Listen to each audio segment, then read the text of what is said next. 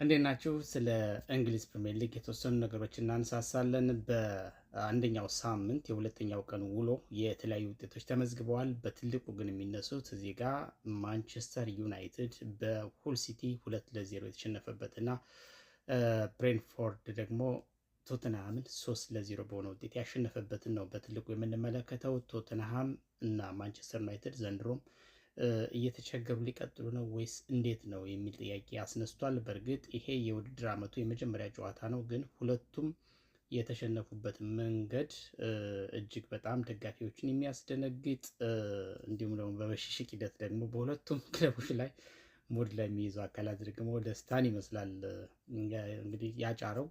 በአጠቃላይ ብቻ በእንግሊዝ ፕሪሚየር ሊግ ከታችኛው መጣ ከየትም መጣ ዞሮ ዞሮ በእንግሊዝ ፕሪሚየር ሊግ ይሄ ደካማ ይሄ አቬሬጅ እንደዚህ የሚባል ነገር የለም እና በፉክክር ደረጃ እንግዲህ ዓመቱን ሙሉ እንደዚህ እየተገረምን የምንቀጥልበት ነው። ለየት የሚያደርገውም ብዙዎቹን ትኩረት የሚይዘውም የእንግሊዝ ፕሪሚየር ሊግ ከዚህ ባህሪው በመነጨ ነው ብዬ ነው የማስበው።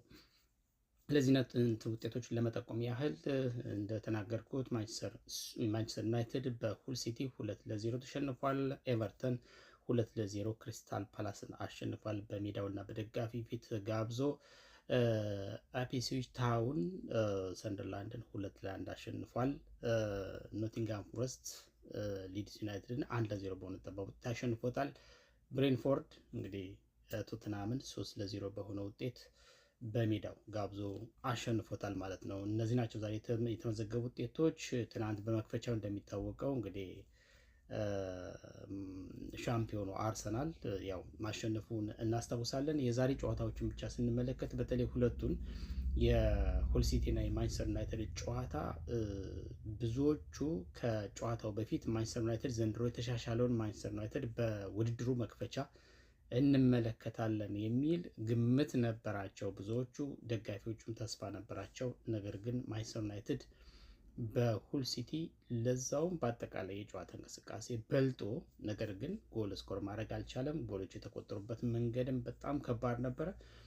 ስለዚህ 2-0 ለመሸነፍ ተገዷል ማንቸስተር ዩናይትድ። ሁል ሲቲ በ17ኛው ደቂቃ ነው ጎል ያስቆጠረው በሳሚ አጃይ አማካኝነት። ሳሚ አጃይ በነገራችን ላይ በአርሰናል ቤት የነበረ ተጫዋች ነው።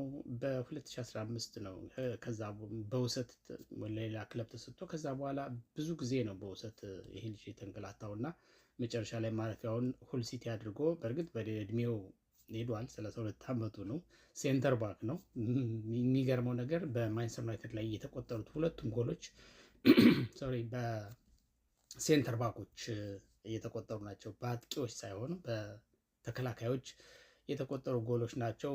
ሁለተኛዋን በ38ኛው ደቂቃ አቤል ሜንዲ ነው ያስቆጠራት።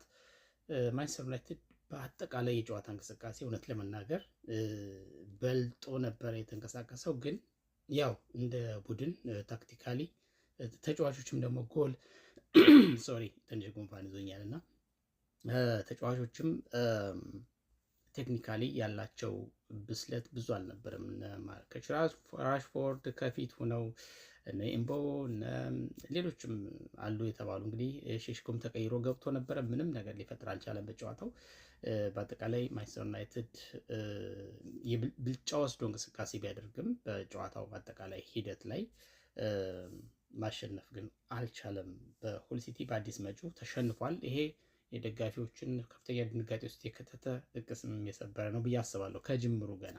ምክንያቱም የቡድኑ እንቅስቃሴ አይ ቲንክ ይሄ መሸነፍ ነገሩ ከዚህም በላይ አሁን በዚህ ልክ ጨዋታን በልጦ ጎል ስኮር ማድረግና ማሸነፍ ካልተቻለ እንዲያው ቢያንስ ነጥብ ሸር ማድረግ ካልተቻለ በየትኛው አይነት የብልጫ እንቅስቃሴ ውስጥ ነው ማንቸስተር ዩናይትድ ጨዋታዎችን አሸንፎ መውጣት የሚችልበትን እድል የሚፈጥረው የሚለው አሳሳቢ ነገር ይመስላል። ለምሳሌ ፖሴሽኑ 20 ምናምን ለ70 ምናምን እንደዚህ በጣም ይሄ ሰፊ ነበር የብልጫ ሂደቱ ራሱ። በሙከራ ደረጃ ወደ 21 ጊዜ ሞክሮ ማንቸስተር ዩናይትድ፣ ሁል ሲቲ ደግሞ 8 ጊዜ ብቻ ሞክሮ ማንቸስተር ዩናይትድ ከዛ ውስጥ 5ቱ ኢላማቸውን የጠበቁ ነበሩ። ሁል ሲቲ ደግሞ 4 ኢላማቸውን የጠበቁ ሞክሮ ነው ሁለቱን ስኮር ያደረገው። ከሞከራቸው 50 በመቶን አሳክቷል እንደማለት ነው። ማንቸስተር ዩናይትድ ግን 5 ኢላማውን የጠበቀ ሞክሮም ጎል ስኮር ማድረግ አልቻለም። ስለዚህ በዚህ አይነት የብልጫ ሂደት ውስጥ ሆኖ ታክቲካሊ ጎል እንዴት ማስቆጠር እንዳለበት የቡድኑ ይሄ የዊኒንግ ሜንታሊቲ የማይመለስ ከሆነ ወይም ደግሞ አሁን ባለው ሂደት ውስጥ ከሆነ ትልልቆችን ሲያገኝ ምን ሊሆን ነው የሚለው ጥያቄ ከወዲሁ እንዲነሳ ያደርጋል እና ለማንኛውም ማንቸስተር ዩናይትድ በሁል ሲቲ ተሸንፏል። ሌላውና ሲጠበቅ የነበረው የቶተንሃም እና የብሬንትፎርድ ጨዋታ ነው። እንግዲህ ቶተንሃም በተለይ አዲሱን አሰልጣኝ ባለፈው ዓመት ካመጣ በኋላ ወረደ ሲባል ለጥቂት ነው 17ኛ ሆኖ ነው ያጠናቀቀው፣ አንድ ክለብ ብቻ በልጦ። እንግዲህ በዚህ ዓመት ይሻሻላል፣ ዲዘርቢ በጣም ቶተንሃምን ይቀይሩታል የሚል ግምት ነበረ። ዲዘርቢ መምጣታቸውና ባለፈው ዓመት ማትረፋቸው ብቻ ሳይሆን በርከት ያሉ ስመጥር ተጫዋቾችን ወደ ክለባቸው አምጥተዋል። በተለየ እንቅስቃሴ፣ በተለየ ሁኔታ፣ በተለየ ኮሚትመንት እና እሱ ብቻውን ልክ በተገመተው ልክ የሚያስኬዳቸው አይመስልም። 3-0 ማለት በጣም ሰፊ ውጤት ነው። ብሬንፎርድ ጠንካራ ቲም ነው። በሜዳውና በደጋፊ ፊት ነው የተጫወተው። ቢሆንም ደግሞ የቶትንሃም 3-0 በሆነ ሰፊ ውጤት መሸነፍ እጅግ በጣም ደካማው ቶትንሃም ዘንድሮም ሊቀጥል መሆኑን የሚያሳይ ነገር ያለው ይመስላል።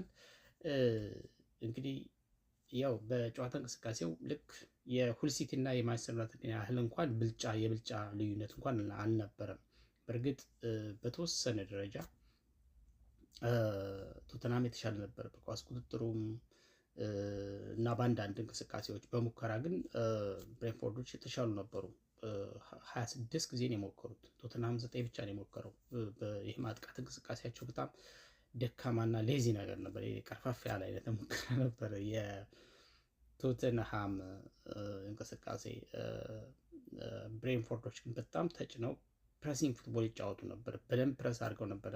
የማሸነፍ ሜንታሊቲያቸውም ከፍ ያለ ነበር፣ የተሻለ ነበር ብሎ ማለት ይቻላል። የሚገባቸውን ውጤት ይዘው ወጥተዋል ብሎ ማለት ይቻላል። ከዚህ ውስጥ ኢላማውን የጠበቀ እንግዲህ 8-4 ነው። በግማሽ ይበልጠዋል ብሬንትፎርድ 8 ጊዜ ኢላማውን እየጠበቀ ሙከራ ሞክሯል። ለምሳሌ በተቃራኒ የቦክስ ክልል ውስጥ በኳስ ንክኪ ራሱ 40-18 ነው። 18 ጊዜ ብቻ ነው ኳስ የነካው በብሬንትፎርድ የሳጥን ክልል ውስጥ ቶተንሃም። እና እንደዚህ አይነት የቁጥር ብልጫዎችም ተወስደውበታል ቶተንሃም በብሬንትፎርድ ሲሸነፍ እና አምኖ ወይም ደግሞ ብሬንትፎርድ አሳምኖ ቶተንሃምን አሸንፎታል ብለን መናገር የምንችልበት እድል አለ። ለማንኛውም እንግዲህ የእንግሊዝ ፕሪሚየር ሊግ ከሌሎች ሊጎች የሚለይበት ዋና ምክንያት ይሄው ነው። ከታችኛው የመጣ እንደዚህ የሚባል ነገር የለም እና 20ውም ክለባት በውድድር ዓመቱ እስከ መጨረሻው ጊዜ ከታላቁ ከታናሹ ከሁሉም ጋር እኩል ነው የሚፋለሙት እና ሜዳ ላይ የሚያሳዩት እንቅስቃሴ እጅግ በጣም በደንብ ትከሻ የተለካካ ምንድነው የቁጥር ሬሾቸው ተቀራራቢ የሆነ ባልተጠበቀ መንገድ ነው ቻሌንጅ የሚያደርጉት። እንግዲህ በእንግሊዝ ፕሪሚየር ሊግ ሻምፒዮን ለመሆንም ያን ያህል በየዓመቱ እንደምንመለከተው የሰፋ በጣም ሰፊ በሆነ ጋፕ ሻምፒዮን የሆነ ቡድን የማይጨርስበት ዋና ምክንያት አንዱ ለአንደኛው ከባድ መሆኑ ነው እና ሊጉ ላይ ያለው የፉክክር መንፈስ በጣም ከፍ ያለ በመሆኑ ነው እና ይህን ከጅምሩ እየተመለከትን ነው። ከታች አዳጊ ክለቦችም እንግዲህ ተጋጣሚዎቻቸውን እያሸነፉም ቻሌንጅ እያደረጉ ነው። እስኪ መጨረሻው የእንግሊዝ ፕሪሚየር ሊግ ምን ሊሆን ይችላል? ከወዲሁ የሚያጓጓ ይመስላል እና የእንግሊዝ ፕሪሚየር ሊግ በዚህ መንገድ ጀምሯል። የማንቸስተር ዩናይትድ እና የቶተንሃም በውድድር ዓመቱ የመክፈቻ ጨዋታ ላይ ሽንፈት ማስተናገዳቸው ግን ብዙዎቹን አስገርሟል። ብዙዎቹን ያስገርመው ማንቸስተር ዩናይትድ እና ቶተንሃም ስለሆኑ ብቻ ሳይሆን ከተጋጣሚያቻቸው እና ከሁለቱም ክለቦች ባለፈው ዓመት ከነበራቸው አፔንዳውን ማንቸስተር ዩናይትድ እንኳን በመጨረሻ ማይክል ካሪክ ከተረከበው በኋላ በደንብ ነው ያመጣው። አጨራረሱም የሚገርም ነው። እንዲያውም አንዳንዶቹ ሻምፒዮን የመሆን ያለው ሲሉ ነበረ። ቶተንሃም ግን ለመውረድ ኦልሞስት ጫፍ ደርሶ ነበር። ሻምፒዮኑ አርሰናል ዌስትሃምን ባያሸንፍ ኑሮ ላይተርፍ ይችል ነበረ ቶተንሃም። ስለዚህ በተአምር ነው የተረፈ ብሎ ማለት ይቻላል። በዚህ ዓመት ግን ከዛ በፊት የነበረው የገናናነት የቶፕ 4 ቶፕ 6 ምናምን ብለን የምንጠራቸው ውስጥ የነበረ ቲም ነው እና ከዛ አንጻር ነው። ለማንኛውም የሚመቻችሁ። አልፎ አልፎ እንዲህ መረጃዎችን እንሰጣለን።